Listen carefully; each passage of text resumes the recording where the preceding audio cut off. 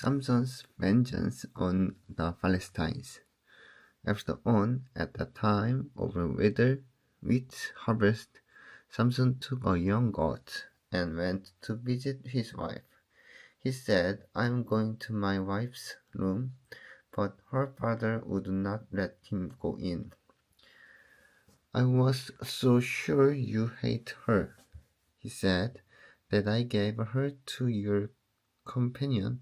Isn't her younger sister more attractive? Take her instead." Samson said to them, "This time I have a right to get even with the Philistines. I will really harm them." So he went out and caught 300 foxes and tied them tail to tail in pairs. He then fastened a torch to every pair of tails, lit the torches, and let the foxes loose in the standing grain of the Philistines. He bumped up the shocks and standing grain, together with the vineyard and olive groves. When the Philistines asked, "Who did this?" they were told, "Samson, the Timnite's son-in-law," because his wife was given to his companion. So the Philistines went up and found her and her father to death. Samson said to them, "Since you've acted like this, I swear that I won't stop until I get my revenge on you." He attacked them viciously and slaughtered many of them. Then he went down and stayed in a cave in a rock of Adam. The Philistines went up and camped in Judah, spread out near Lahi. The people of Judah asked, "Why have you come to fight us?" "We have come to take Samson prisoner," then answered, "to do to him as he did to us." Then 3,000 men from Judah went down to the cave in the rock of Adam and said to Samson, "Don't you realize that our Philistines are ruled over us? What have you done to us?" He answered, I merely did to them what they did to me." They said to him, "We've come to tie you up and hand you over to the Philistines." Samson said, "Swear to me that you won't kill me yourselves." "Agreed," they answered. "We will only tie you up and hand you over to them. We will not kill you." So they bound him with 2 new ropes and led him up from the rock. As he approached Lahi, the Philistines came toward him shouting. The Spirit of the Lord came powerful upon him. The ropes on his arm because like carried flax, and the building dropped from his hand. Finding a fresh jawbone of our donkey, he crept in and struck down 1,000 men. The Samson said, "With a donkey's jawbone, I have made donkey of them.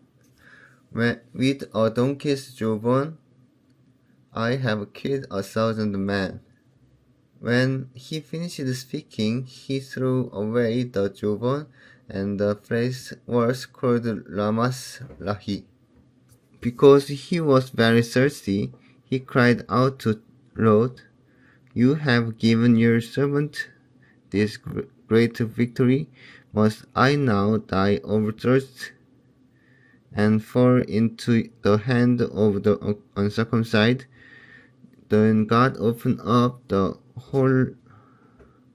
hollow place in Lahi, and water came out of it. When Samson drank, his strength returned, and he revived. So the spring was called En-hakkore, and it is still there in Lehi. Samson led Israel for 20 years in the days of the Philistines. Samson and Delilah. One day, Samson went up to Gaza, where he saw a prostitute. He went in to spend the night with her. The people of Gaza were told, "Samson is here." So they surrounded the place and lay in wait for him. All night at the city gate, they made no move during the night, saying, "At dawn we'll kill him." But Samson lay there only until the middle of the night. Then he got up and took hold of the door of the city gate, together with the two posts, and tore them loose, bar and all. He lifted them to his shoulders and carried them to the top of the hill that faced Hebron. Some time later, he fell in love with a woman in the valley of Sorek, whose name was Delilah. The ruler of the Philistines went to her and said, "See if you can lure him into showing you the secret of his great strength, and now how we can overpower him, so we may tie him and subdue him. Each one of us will give you 1,100 shekels of silver." So Delilah said to Samson, "Tell me the secret of your great strength and how you can be tied up, subdue."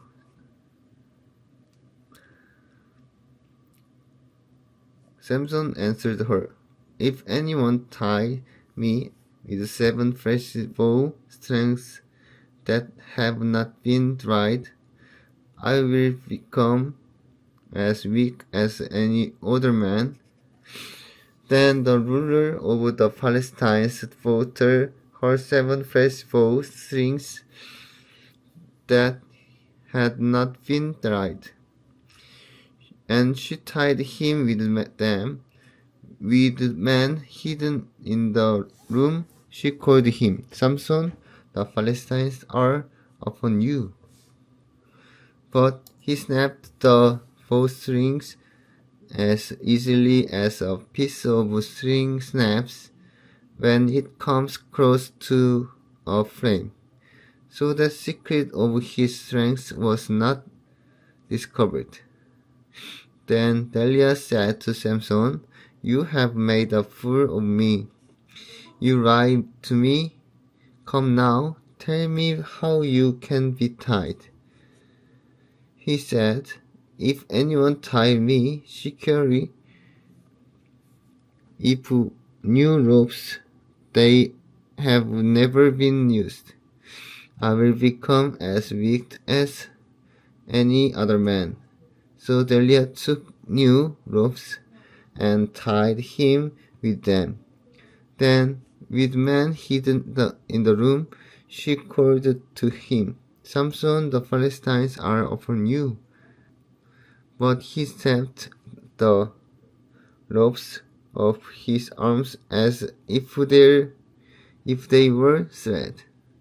Delia then said to Samson, "All this time you have been making a fool of me and lying of me.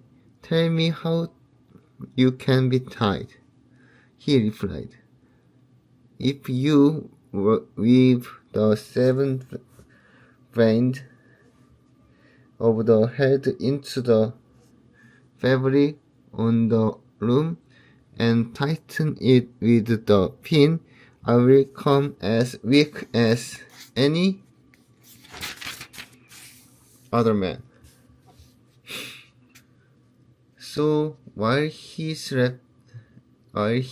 was sleeping, Delia took the seven braids of his head, wove them into the fabric, and tightened it with the pin. Again she called him, "Samson, the Philistines are upon you." He woke from his sleep and threw off the pin and the loom with the fabric. Then she said to him, "How can you say, 'I love you,' when you won't confide in me? This is the third time you have made a fool of me and haven't told me the secret of your great strength."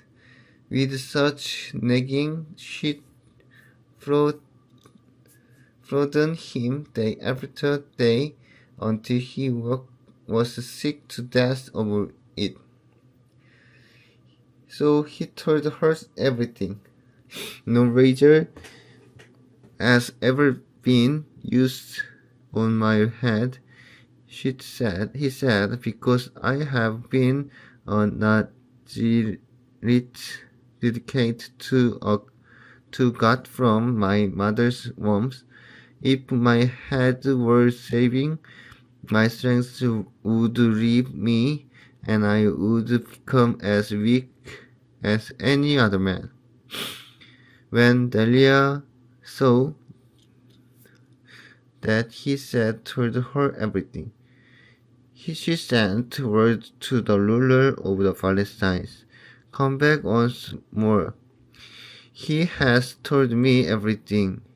So the ruler of the Philistines returned with the silver in their hands. After putting him to sleep on her lap, she called for someone to shave off the seven braids of his hair, and so began to subdue him, and his strength left him. Then she called, "Samson, the Philistines are upon you." He woke from his sleep and thought, "I will go out as before and shake my free." But he did not know that the Lord had left him. Then the Philistines seized him, gouged out his eye, and took him down to Gaza. Finding him and bronze shekels, they set him to grinding grain in the prison. But the hair on his head began to grow again after it had been shaved. The death of Samson. Now the ruler of the Philistines assembled to offer the great sacrifice to Dagon their God and to celebrate, saying, "Our God has delivered Samson, our enemy, into our hands." When the people saw him and praised their God, saying, "Our God has delivered our enemy into our hands, the one who laid waste our land and multiplied our slain." While they were in high spirits, they shouted, "Bring out Samson to entertain us. So they called Samson out of the prison, and he performed for them.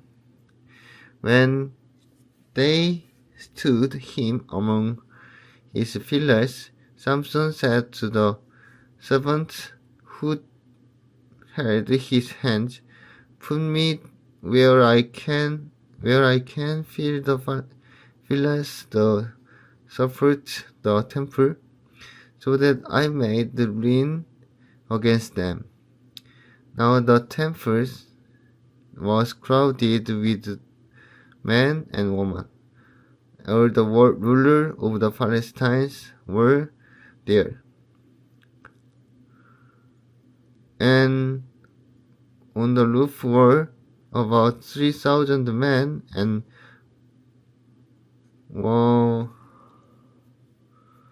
women watching Samson perform.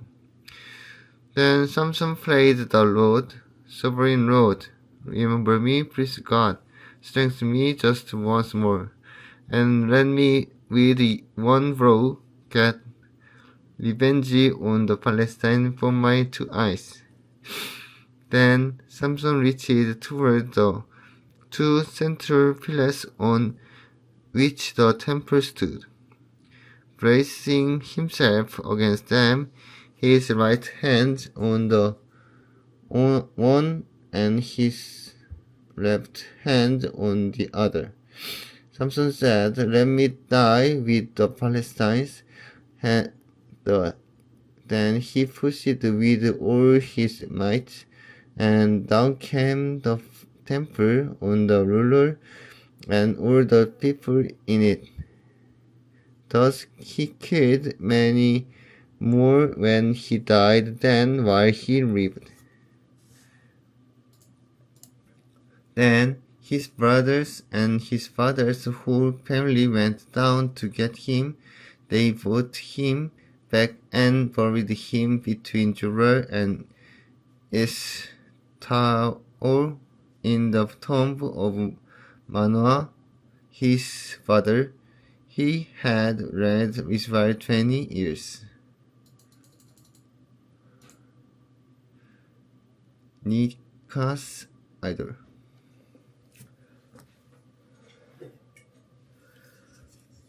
Now the man named Micah from the hill country of the Ephraim said to his mother, "The 1,100 shekels of silver that were taken from you and about which I heard you utter a curse.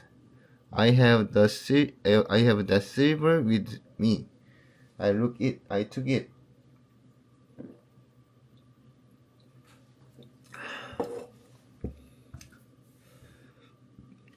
Then his mother said, "The Lord bless you, my son." When he returned the 1,100 shekels of silver to his mother, she said, "I solemnly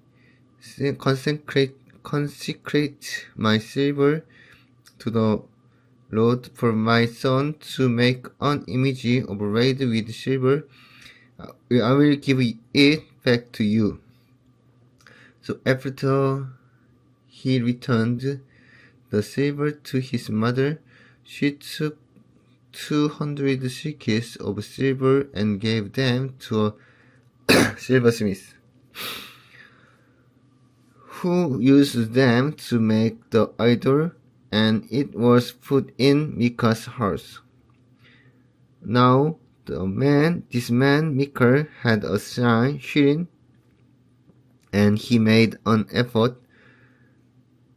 and some household gods and installed one of his sons and his priests. In those days Israel had not king. Everyone did as they saw fit. A young Levite from Bethlehem in Judah, who had been living within the clan of Judah, left town in search of some other place to stay. On his way, he came to Micah's house in the hill country of Ephraim. Micah asked him, "Where are you from?" "I am Levi from Bethlehem in Judah," he said. I am looking for a place to stay." The Micah said to him, "Live with me and be my father and priest, and I will give you 10 shekels of silver a year, your clothes and your food." So the Levites agreed to live with him, and the young man became like one of his sons to him. Then Micah installed the Levite, and the young man became his priest and lived in his house. And Micah said, that "Now I know that the Lord will be good to me, since this Levite has become my priest."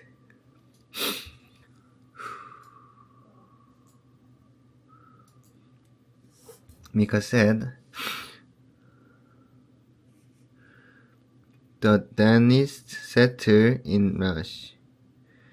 In those days Israel had no king, and in those days the tribe of the Danites was seeking a place of their own where they might settle, because they had not yet come into inheritance among the tribes of Israel. So the Danites sent 5 of their leading men from Zorah and Eshtaol to spray out the land and explore it. These men represented all the Danites. They told them, "Go explore the land." So they entered the hill country of Ephraim and came to the house of Micah, where they spent the night. When they were near Micah's house, they recognized the voice of the young Levites. So they turned in there and asked him, "Who brought you here? What were you doing in this place? Why are you here?"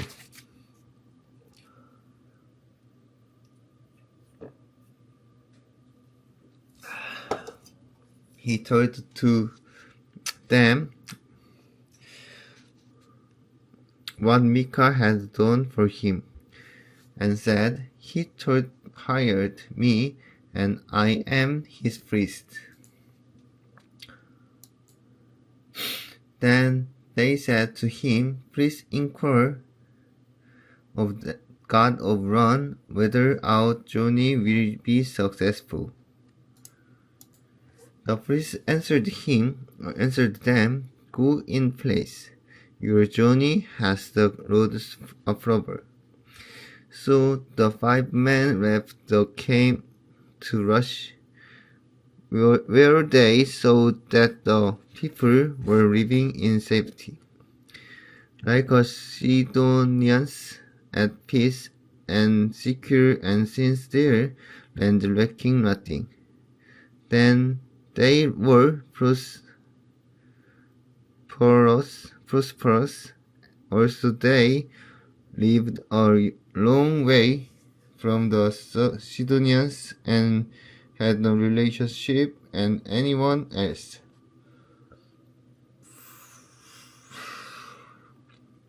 When they returned, Zorah and Eshtaol, their fellow Danites,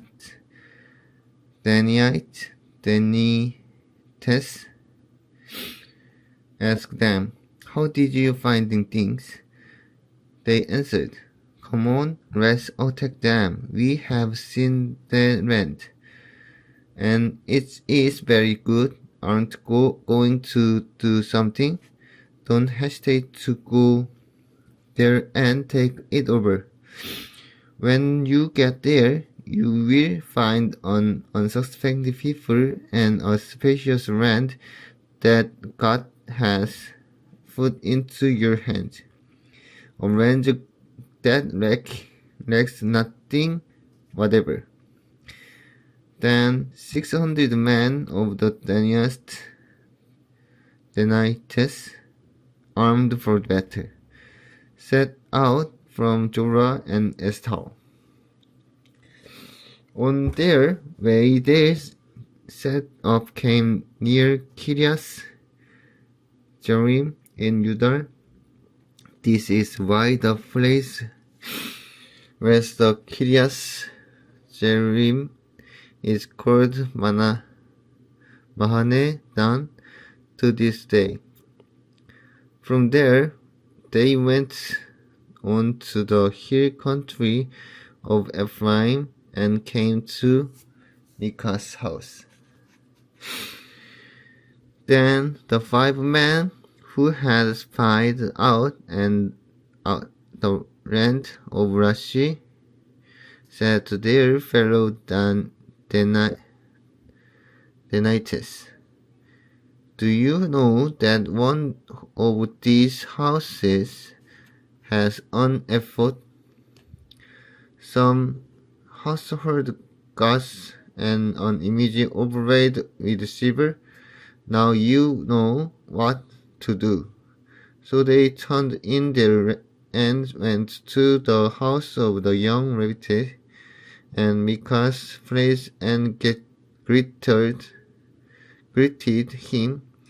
The 600 Danites, armed for battle, stood at the entrance of the gate. The 5 men who had spied out the land went inside and took the idol, the ephod, and the household god, while the priests and the 600 armed men stood at the entrance of the gate.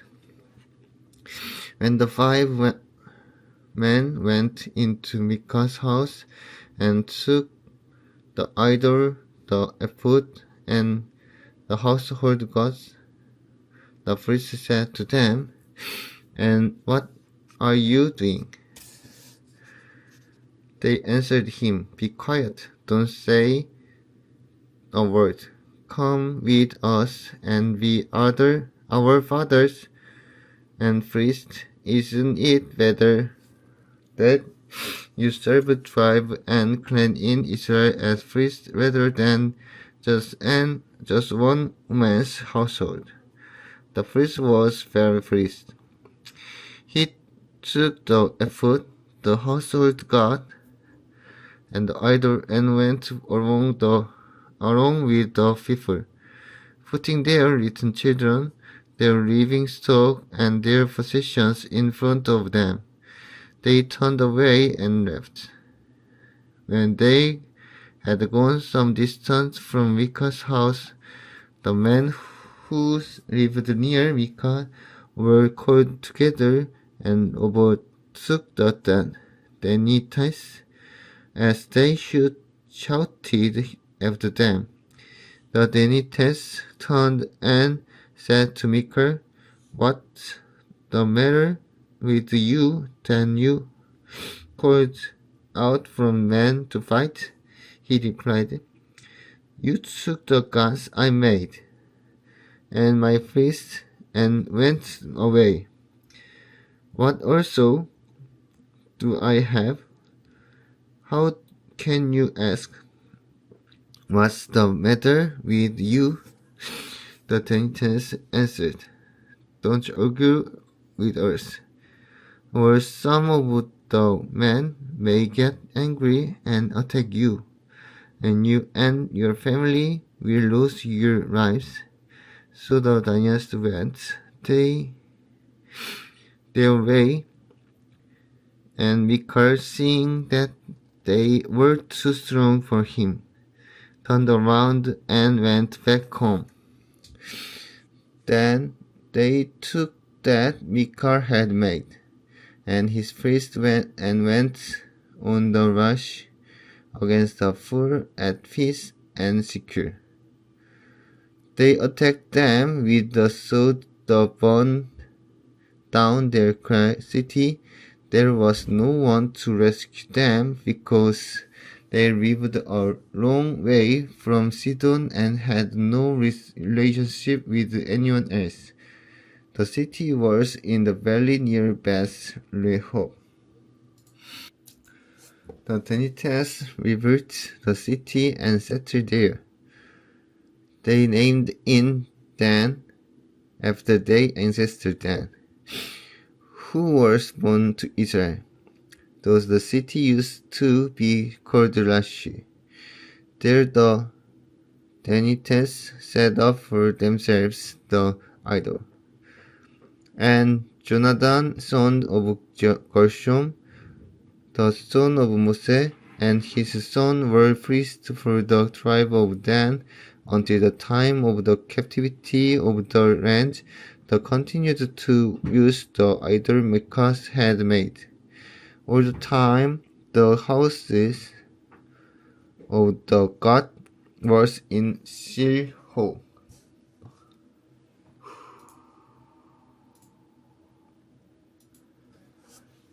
Revite and his concubine.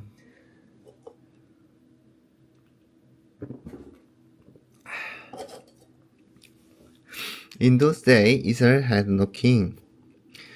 Now a Revite was who lived in a remote area in the hill country of Ephraim took a concubine from Bethlehem in Judah, but she was unfaithful to him. She left him and went back to her parents' home in Bethlehem, Judah, after she had been there for months.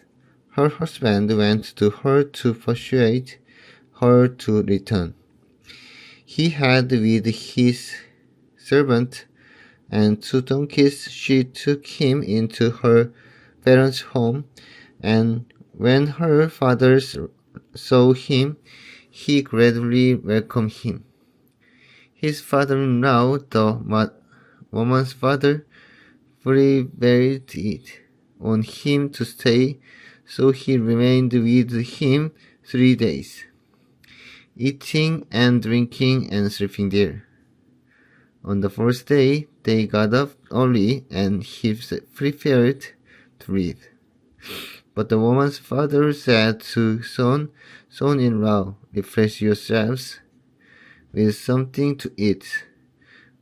Then you can go. So the 2 of them sat down to eat and drink together. Afterward, the woman's father said, please stay tonight and enjoy yourself. And when the man got up to go, his father-in-law persuaded him. He stayed there the night. On the morning of the 5th day,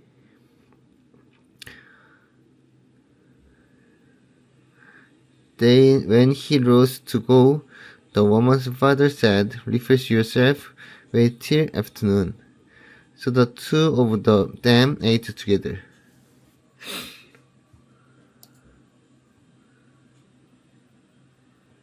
Then, when the man with his concubine and his servants got up to leave, his father-in-law, the woman's father, said, now look, it's almost evening. Spend the night here. The day is nearly over. Stay and enjoy yourself. Only tomorrow morning you can get up and be on your way home. But unwilling to stay another night, the man left and went toward Jebus. And this is Jerusalem, with his 2 saddled donkey and his concubine. When they were near Jebus, and the day was almost gone, the servant said to his master, come, let's stop at this city of the Jebusites and spend the night. His master replied, "No, we won't go into the city whose people are not Israelites. We will go on Gibeah." She added, "Come, let's try to reach Gibeah or Ramah and spend the night in one of those places." So they went on, and the sun set as they neared Gibeah in Benjamin.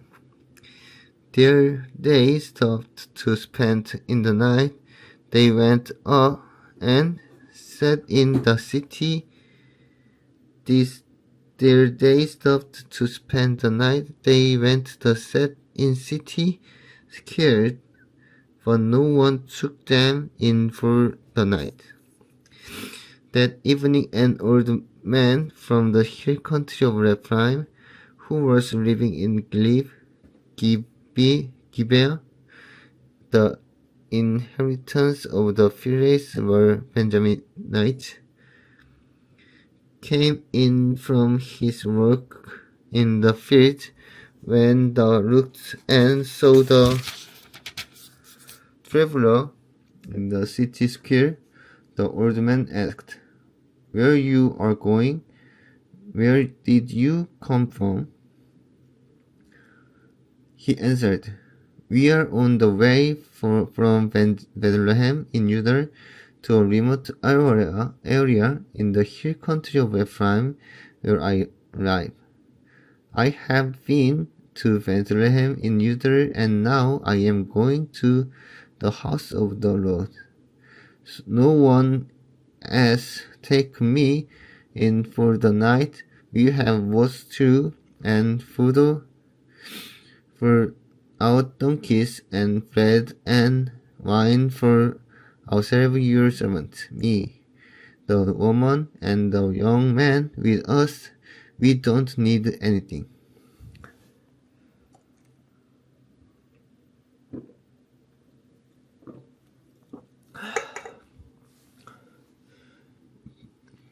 "You are welcome at my house." An old man said, "Let me supply whatever you need. Only don't spend the night in the square." So he took him into his house and fed his donkeys. After they had washed their feet, they had something to eat and drink. While they were enjoying themselves, some of the wicked men of the city surrounded the house, pounding on the door. They shouting to the old man who owned the house, "Bring out the man who came to your house so we can have sex with him." The owner of the house went inside and said to them, "No, my friends, don't be so vile. Since this man is my guest. Don't do these outrageous things. Look, here is my virgin daughter and his concubine. I will bring them out to you now, and you can use them and do to them whatever you wish. But as for this man, don't do such an outrageous thing." But the man who would not listen to him, so the man took his concubine and sent her outside to them, and they raped her and abused her throughout the night, and at dawn they let her go. At daybreak the woman went back to the house where her master was staying. fell down at the door and lay there until daylight. When her master got up in the morning and opened the door of the house and stepped out to continue on his way. There lay his concubine fallen in the doorway of the house, with her hand on the threshold. He said to her, "Get up, let go." But there was no answer. Then the man put her on his donkey and set out of home. When he reached home, he took a knife and cut off his concubine's limb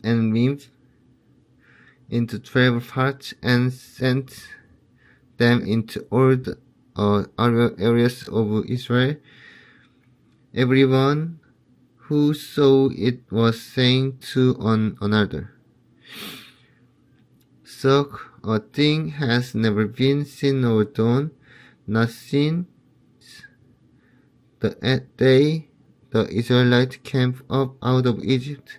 Just imagine, we must do something, so speak up."